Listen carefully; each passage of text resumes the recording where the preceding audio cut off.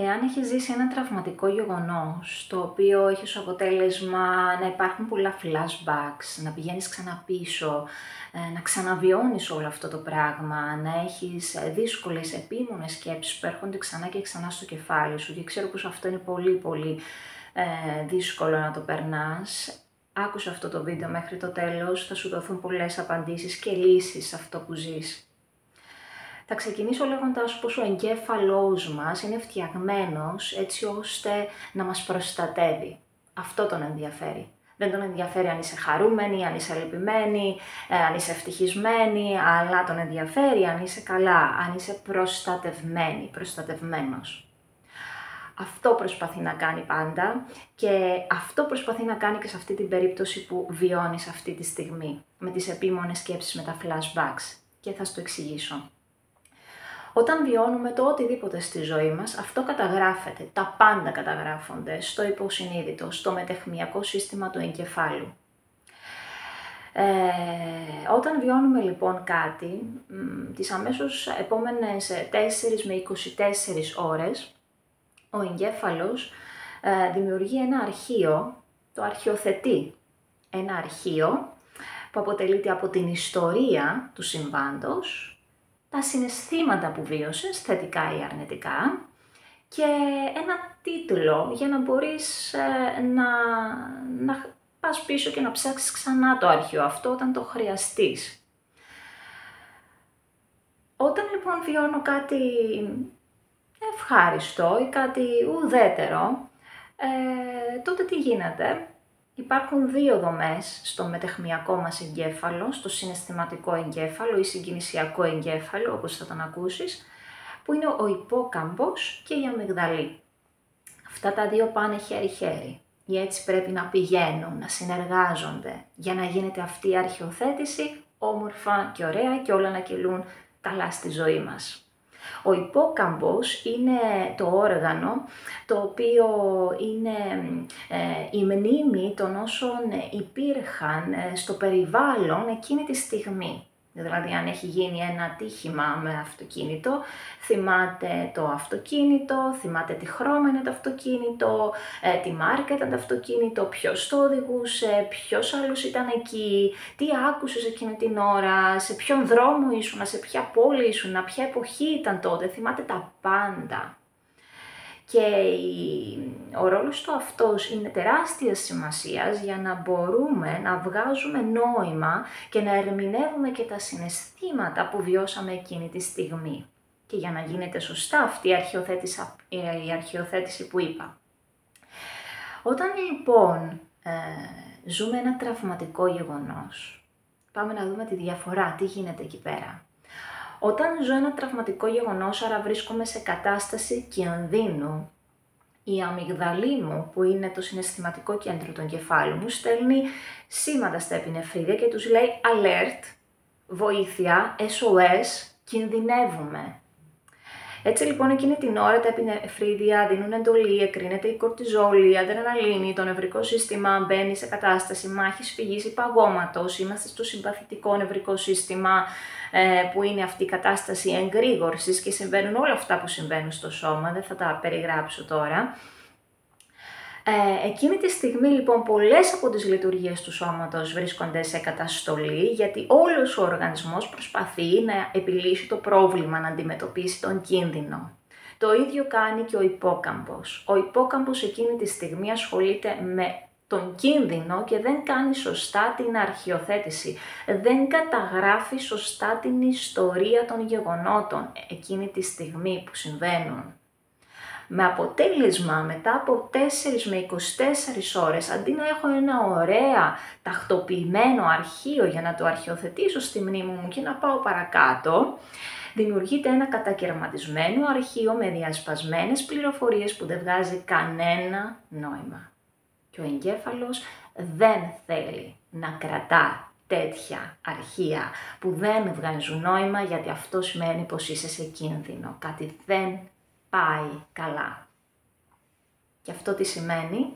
Πως με κάθε ευκαιρία, και εδώ έρχεται το trigger που λέμε, τα ερεθίσματα που στο ενεργοποιούν, Με κάθε ευκαιρία, όταν θα βρεθεί κάτι από όλα αυτά στο περιβάλλον σου, στο φέρνει μπροστά. Θα βρει τον τρόπο, με λίγα λόγια, ο εγκέφαλος να στο φέρει μπροστά αυτό το αρχείο, γιατί σου λέει πως εδώ κάτι δεν έγινε σωστά. Κάτι δεν έχει αρχιοθετηθεί σωστά και κάτι δεν βγάζει νόημα. Έτσι λοιπόν, εάν στο ατύχημα είχα δει ένα μια άσπρη Mercedes, ένα συγκεκριμένο μοντέλο και το δω ξανά στο περιβάλλον μου, η αμυγδαλή, ωστόσο, θυμάται, μπορεί ο υπόκαμπος να μην έχει καταγράψει τα γεγονότα με μία σειρά, με αρχή, μέση, τέλος. Η αμυγδαλή όμως θυμάται πως όταν ήσουν κοντά σε αυτό το συγκεκριμένο αμάξι, βίωσες ένα σοκ.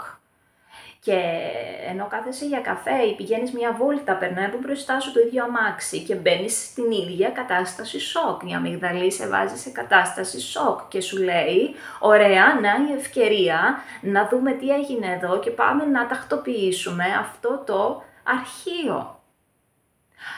Άρα, αυτό που σου συμβαίνει, όχι μόνο δεν είναι παράλογο, περίεργο, κάτι κακό σου συμβαίνει, κάτι πολύ, πολύ σωστά πηγαίνει εκεί πέρα, λειτουργεί πολύ κανονικά η βιολογία σου και ο εγκέφαλός σου, όπως πρέπει να λειτουργεί, γιατί έτσι είσαι φτιαγμένος. Δεν καταλαβαίνω λοιπόν γιατί δημιουργούμε ενοχές στον εαυτό μας ή σε άλλους όταν βιώνουν τέτοιου είδους flashbacks, τέτοιου είδους ενεργοποιήσεις.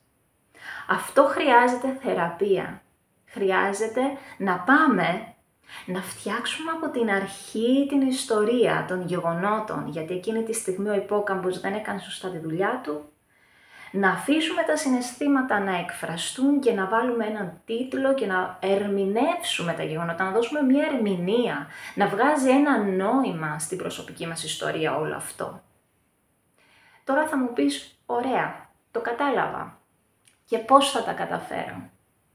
Ένας από τους τρόπους, τις μεθόδους που έχω δει και που είναι επιστημονικά τεκμηριωμένη μέθοδος και χρησιμοποιείται ανά τον κόσμο, εδώ και είναι περίπου 30 χρόνια που χρησιμοποιείται, είναι το EFT.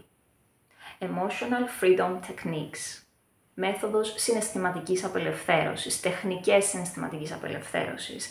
Έχει αποδειχθεί ότι το EFT θεραπεύει το τραύμα και θεραπεύει όλες αυτές τις αντιδράσεις της αμυγδαλής. Γιατί με το EFT πηγαίνουμε πίσω στο τραυματικό συμβάν και με συγκεκριμένους τρόπους, τους οποίους ξέρει ένας πιστοποιημένος θεραπευτής, μην το κάνετε μόνοι σας, γιατί υπάρχουν πάρα πολλές τεχνικές και ξέρω πως εκεί έξω είναι γνωστό μόνο το tapping, το οποίο δεν είναι το EFT, η σωστή τεχνική που πρέπει να χρησιμοποιήσω σε έναν άνθρωπο που έχει τραυματιστεί.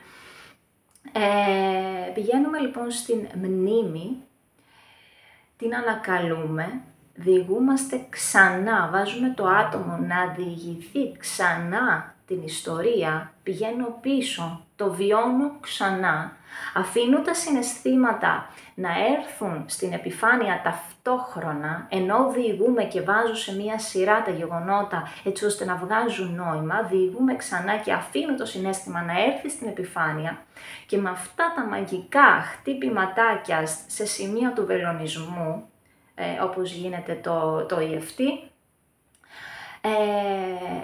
κατευνάζουμε την αμυγδαλή και έτσι η αμυγδαλή σιγά σιγά μαθαίνει ότι δεν χρειάζεται να μπαίνω άλλο σε κατάσταση σοκ ή σε κατάσταση φόβου ή θυμού ή οτιδήποτε είναι το αρνητικό συναίσθημα όταν διηγούμε αυτή την ιστορία. Το κάνουμε όσες φορές χρειαστεί και το EFT είναι ένα εργαλείο που δρά πολύ γρήγορα. Ειδικά για ένα συμβάν που ήταν μεμονωμένο, ήταν ένα συμβάν και δεν μιλάω για μια δύσκολη παιδική ηλικία, κάτι που επαναλαμβανόταν ξανά και ξανά και ξανά, ένα βίαιο περιβάλλον για παράδειγμα, για περιπτώσεις όπου ήταν ένα το τραυματικό συμβάν, πολύ συχνά, με πολύ λίγες συνεδρίες, έχω δει και με μία συνεδρία το τραύμα, επιλύεται και βοηθάω τον εγκέφαλο και το σώμα, γιατί αυτό κάνει το EFT, συνδέει τον εγκέφαλο με το σώμα. Βοηθάμε λοιπόν την αρχιοθέτηση του συμβάντος. Ο νους αρχιοθετεί το γεγονός, το αφήνει απλά στη μνήμη και όποτε θέλω εγώ πηγαίνω και το επισκέπτομαι. Όχι όποτε θέλει το υποσυνείδητο μυαλό μου. Αυτή είναι μία από τις βασικές τεχνικές, είναι η βασική τεχνική που χρησιμοποιώ στις συνεδρίες μαζί σας. Βέβαια τη χρησιμοποιώ εγώ πάντα σε συνδυασμό με άλλες τεχνικές, με διαλογισμούς, με το θεραπευτικό κώδικα και με άλλα πράγματα που κάνουμε παρέα. Όμως να ξέρετε πως υπάρχει πια η λύση, δεν σας συμβαίνει κάτι λάθος. Αυτό που σας συμβαίνει είναι φυσιολογικό. Σταματήστε να επικρίνετε τον εαυτό σας, να μπαίνετε στις ενοχές και να ζείτε ξανά το τραύμα ξανά και ξανά. Μπορείτε, έχουμε τα εργαλεία, έχουμε τη γνώση, βρείτε έναν ειδικό που ειδικεύεται σε μεθόδους τραυματοθεραπείας και επιλύστε το έτσι ώστε να ζήσετε τη ζωή σας όπως την θέλετε εσείς και όχι όπως τη θέλει η αμυγδαλή σας, ο συναισθηματικός εγκέφαλος, που ο καημένος προσπαθεί, όπως είπα, το ξαναλέω, να σας προστατεύσει. Εύχομαι να ήταν βοηθητικό αυτό το βίντεο. Αν θέλετε μπορείτε φυσικά να το μοιραστείτε με άλλους. Θεωρώ ότι είναι μια πληροφορία που εγώ όταν την πήρα κατάλαβα πως δεν είμαι τρελή, πως κατάλαβα τι μου συμβαίνει και ήταν πάρα πολύ αναποφυστικό, οπότε ας δώσουμε την πληροφορία και σε άλλους, ας βοηθήσουμε ο ένας τον άλλον, όπως λέω πάντα. Σας φιλώ και ό,τι άλλο χρειάζεστε μπορείτε να επικοινωνήσετε μαζί μου με προσωπικό μήνυμα. Καλή συνέχεια.